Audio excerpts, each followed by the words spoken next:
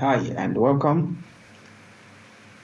Today we would want to focus on data scrubbing,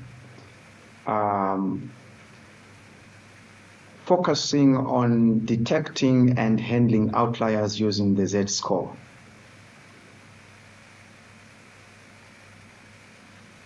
If you are new to this channel, kindly subscribe and remember to like. My assumption is that you have had an opportunity to go through our previous videos where we looked into EDA using Python in Jupyter Notebook, where we also looked at data scribing in detail using various methods where we tried to handle errors, we tried to handle duplicates, missing values using different methods and techniques. So today we are going to expand on that late foundation, and we are going to look particularly on detecting and handling outliers using the Z-score. And this is going to be a practical activity which you can follow through. So to do that, we are going to launch our Anaconda prompt, and we are going to activate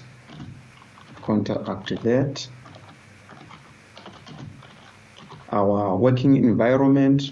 And my assumption also at this point is that you have managed to create a separate environment to work from other than working from the base environment which is shown there. In an event that you are new, you might also want to visit another video where we talked about how to launch your Jupyter Anaconda. So press enter, and you can clearly see that I've moved from the base to the new environment, which is for machine learning. And I'm also going to change from working from the default C drive into my D, and changing to my folder according to the folder structure. And folder where I've stored my files. So from here, I can now launch my Jupyter Lab. In an event that you have not downloaded and installed Jupyter Lab, you can always change the lab there, and you can put your Jupyter Notebook. So I'm making another assumption that you followed through the previous lectures where I demonstrated how to install and work in Jupyter Lab. Press enter. It's going to launch in our default browser. So we have our Jupyter Notebook launched.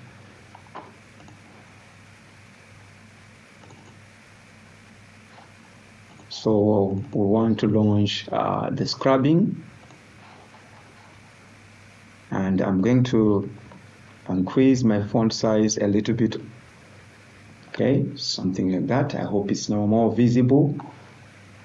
So from our previous lecture, we imported various libraries and modules in our kernel, and these are to do with the pandas, working with data frame, NumPy, working with the numbers, and Matplotlib to do simple visualization. The Seaborn also for visualization based on the Matplotlib, and also we might not need these two for now.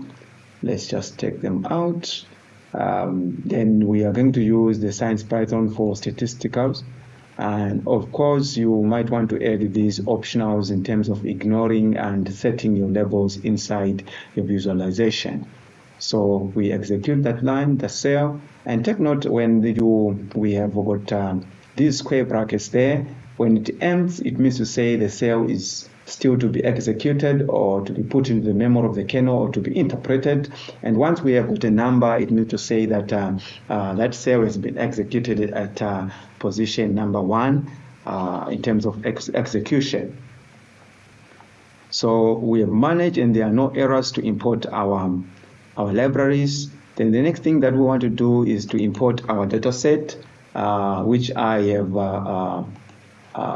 dropped inside here. This is my dataset, the diabetes dataset, clearly. So I'm going to load it right from the root of the folder. And so let's load that. A shortcut to load is pressing Shift Enter on your Windows machine. And then once we have imported our dataset in our environment, the next thing that you would want to do is where you start beginning to do what we call the exploratory data analysis, getting to understand how your dataset looks like and have the feel of what it is like. So I'm going to add some cells below. And then the first one that we are going to do is to just call the dataset dot head. So when you are working in your environment, one thing that I'm doing is once I have my dot there, I can always press a tab key on my keyboard, gives me various options, and when you type, it auto completes and give you the options to pick from. That is for quick typing and also to avoid some errors. So once again, we execute or run the cell, and we can clearly see how our data set looks like with the various columns that are there, and the head picking up the first 5 rows of the data. Another visualization that we can do is to make use of the shape, where we try to see how big the data set is. So we are going to make use of the shape, and let's just put under heading 4, and then we call our dataset dot shape, and we execute, and we can clearly see how big our dataset is. It has got 7, 6, 8 rows and 9 columns. So here we are just getting a feel of it. And my assumption that you have gone through and the visualization exploratory data analysis video. If you have not, please kindly visit that to get an overview of what we will be talking about when we're doing EDA. So this is just a summary of it. Now let's go on to visualize one feature that we were going to work with, and we are going to do that by the help of the box plot, and we would want to look into the BMI, okay, BMI column. So we are going to make use of the box plot.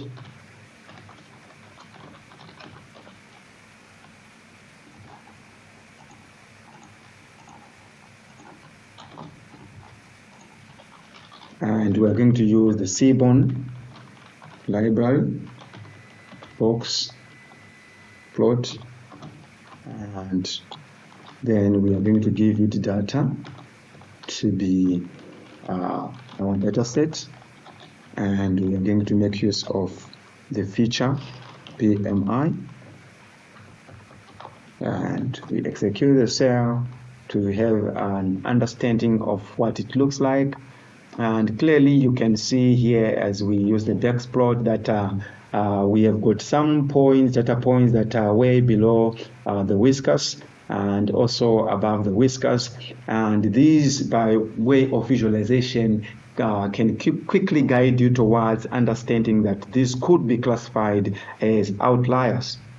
But it depends on your data set that you are working with and what you want to achieve. You might then want to do variations in terms of the boundaries that you're going to classify as outliers. For example, as we can see here, it says about 50 to 70, they are outliers, but you might want to say maybe you adjust your outlier to start at 60 to 70, and maybe to adjust it to start from 10 and below. Let's also try to detect outliers by using the scatter plot.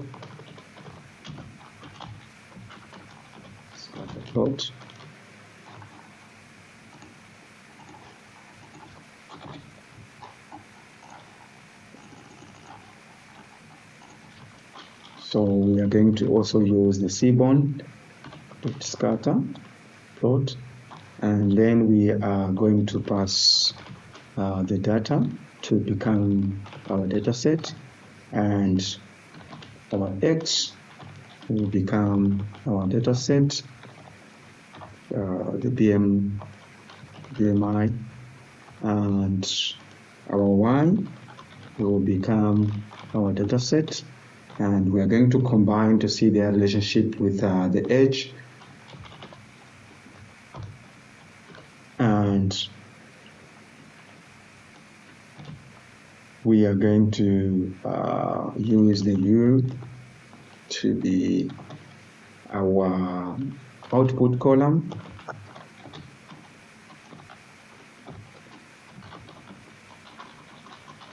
which is outcome, and we execute the cell,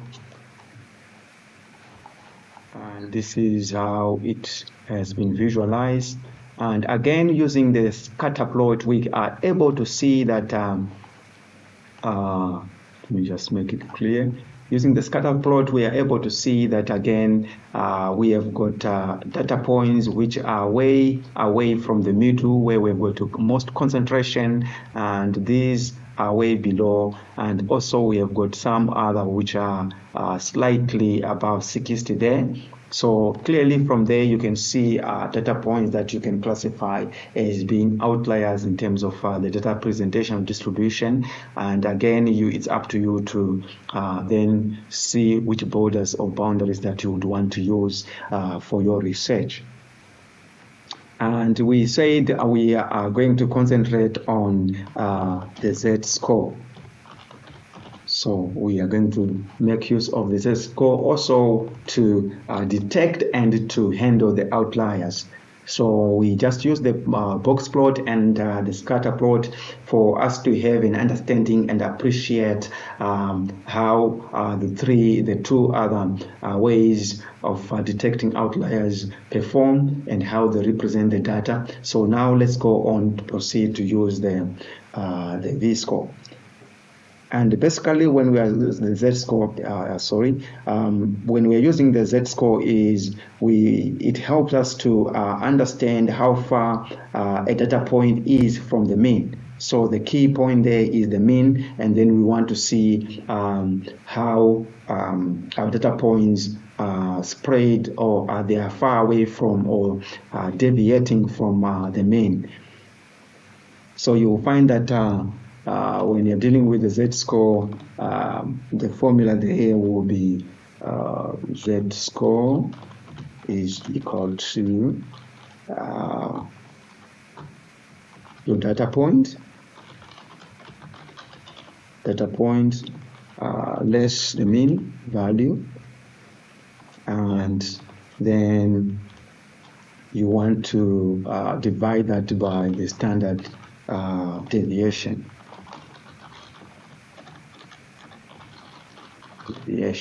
So that's the formula that gives you the Z-score of any point that we have in your data set. So what we are going to do is we are then going to say Z, then we call the NumPy and the absolute position, and we now use the stats live module to calculate the Z-score, and we pass through our data set that we want to use and our feature, which is our column, and then we can print the Z-score. So if you see there, you're making use of the stats live module. It is we call the Z-score from our feature, and it goes through each individual row that we have, calculating and giving us a Z-score. then from there we are able to see how far it is from the mean. And when you are dealing with z-score, you have to understand that any value that is equal to 0 means to say it's falling on the mean, that is on the middle of our distribution. And the bigger the z-score means to say the bigger the distance away from the mean, which is the z-score. And the standard z-score there is a threshold of 3. So anything that is plus or minus 3 is what we would then classify as an outlier. So what we are now going to do is to specify, or we're going to define our threshold. So let's say variable threshold z is equals to 3. We execute the cell to put it into the memory of the kernel. And then the next thing that we are going to do is we're going to create a new feature. And we are going to call this feature, let's say, z-score.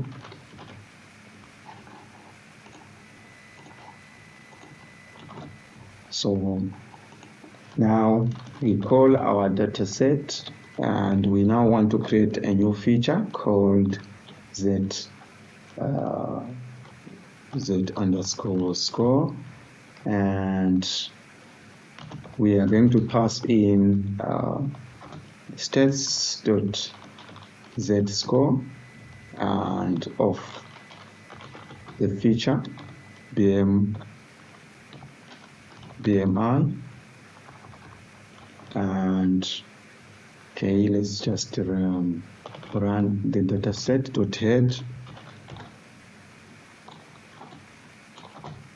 Okay, so we are getting the z-scores and loading them in a new feature that we will term the z-score, and we run the head, and you can clearly see we have got the BMW there, and these are the z-scores of the deviation from the mean of any data point. So now that we have got this column, we're going to use it to manipulate in terms of removing our outliers, anything that lies above our threshold. That's what we would want to do. So let's now handle ending outliers.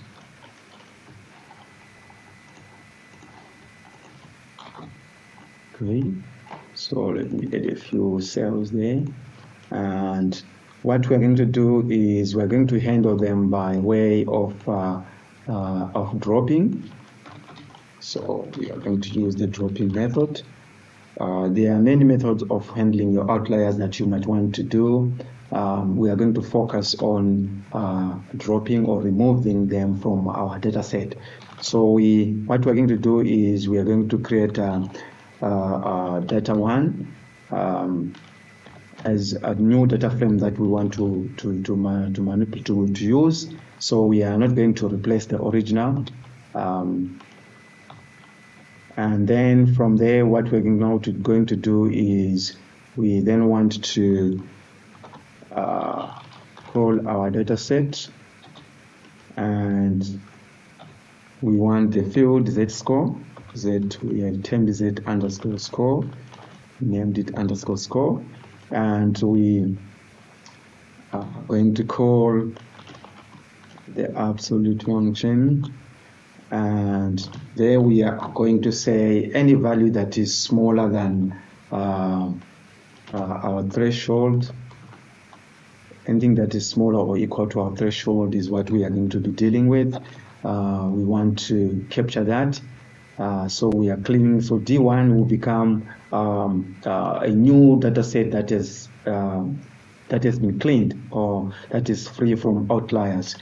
And then we also want to look at the upper boundary, and we are going to call again our data set, data set, and also again the same column, which is our z underscore score, and this time we are going to compare it with anything that is greater than our threshold, and we are going to call our data.head and execute. Let's see what we have there. Okay, we don't have anything that has been brought out. Let's check why we don't have any values. Dataset 1, absolute score. What if we change this to 3? What? To 3? Did we execute our cell? Yes.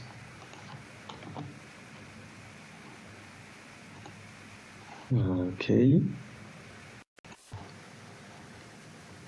Okay, so nothing is coming out. Let's check ABS is less than or equal to that, and dataset Z score is greater or equal to -3 to look into the negative side, and let's execute that and see. Okay, so that's how our data is presented, and we can also proceed to just do data1.shape, just to try to understand our new data set. So we can clearly see that it has gone out 754 as compared to, let's just add another cell and look at the original data set. We say .shape. And the original data set had 768, and this one has got 754 as the rows, meaning to say that we have eliminated some, or we've removed some of the rows there, and we have cleaned. Now we are dealing with a data set that is free from outliers. So let's also visualize to see the results, maybe. Visualize to check and verify if there is now a difference between the original data set and the new data set.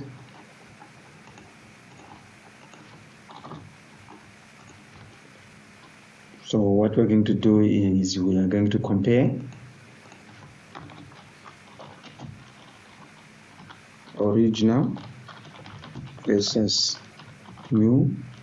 The new is cleaned. Okay, so that's what we're going to do. And let's use the same visualization that we used before, the box plot and the scatter. So let's start with the scatter.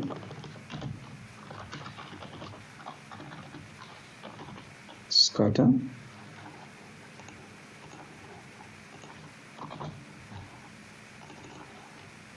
And we are going to say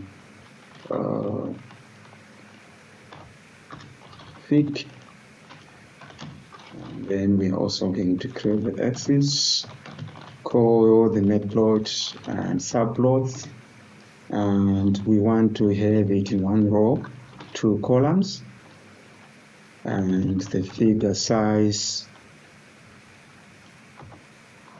we would want it to be about 10 by 4. And then we are going to do call the seaborn, and just move it to the center. Seaborn, scatter plot, and we call our data set, and It's now data 1. Let's choose the dataset 2 at the first original one, and our X is data set in full, and we are going to use BM1 MI, and our Y is going to be a data set, and we're going to use Edge, and we are also going to add another parameter to define its position in terms of a subplot. So we're going to call the axis, and we are going to take the one at 0 position, and axis dot at 0, axis at position 0. Let's call the set title set underscore title. It's not coming up. Okay, we'll see why it's not coming up. And let's say original. And then we are also going to do the same for the second subplot, which is now our new cleaned. So we copy everything there, and we just change the data set so that it goes to data set 1, and that's what I'm going to do. So I'm going to override the data set into data set 1, and then I'm going to say cleaned, and we're also going to change its position to column number 2, which we want to work with. So also remember to also change this side.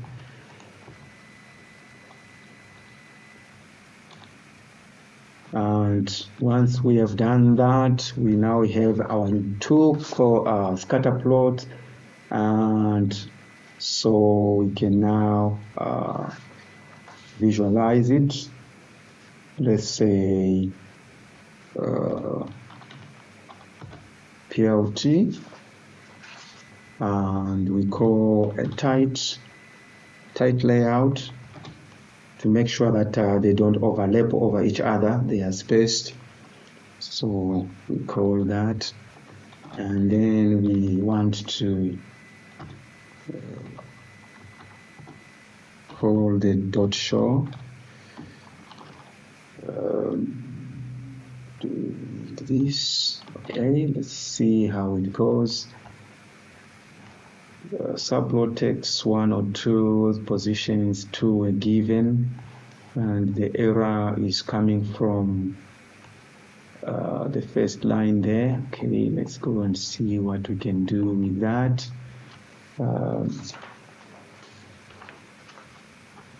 Subplot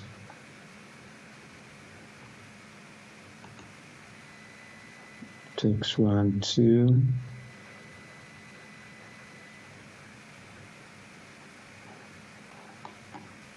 What do we have there?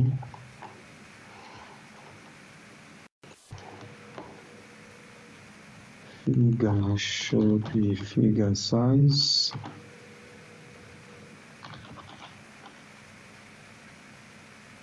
Execute. Still have the same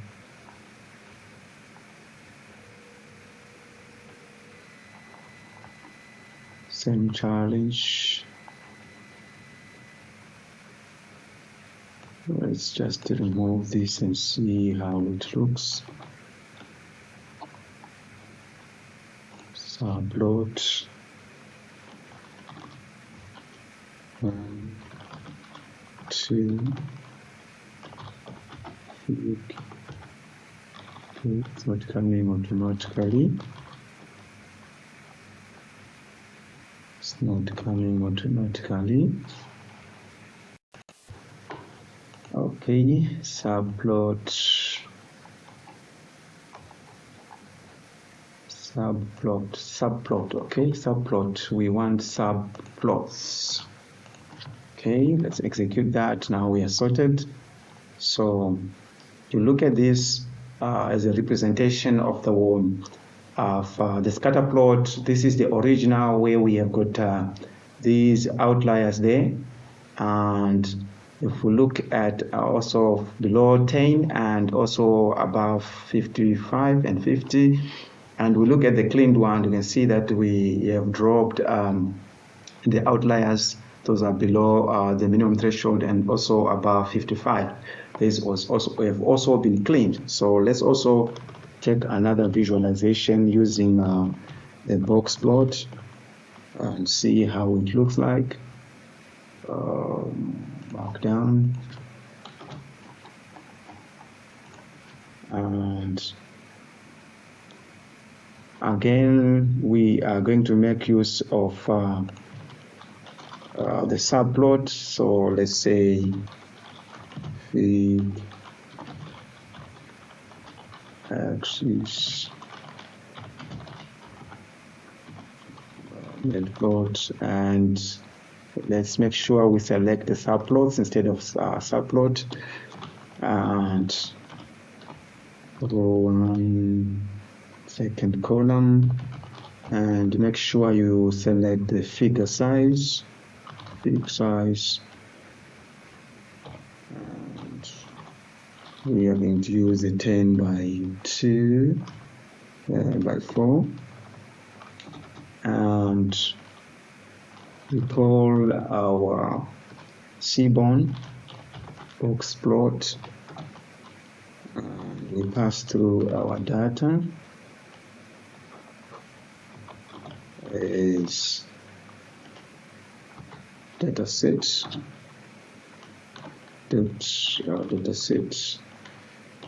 DMI, and we also have to specify on which axis it's going to be displayed, and we want it to be on the first column axis, on the first column. Dot set its title to original, and then we also do the same for the next column, which is cleaned. So just copy that code, bring it down, remember to change to the clean dataset, and also to change its position to 1, and also change there to 1, and then we say without outliers or cleaned, and then eventually we want to plot tight layout, and we call the plot.show, and execute that. So you can clearly see from our box plot now the results is that from the original we have got these points which are outside the whiskers, and when we go to the cleaned one, we no longer have any data point below the 20 point, and also after the 55 is the one that is the last, and then the remaining have been removed. So this is how you would want to do outlier identification and outlier cleaning or handling by way of dropping using the Z-score. Once again, let me remind you, if you like this channel and what we are sharing with you, please kindly subscribe so that you won't miss the next future uploads. Also, kindly share, like, and your comments to the whole process are more valuable. Thank you.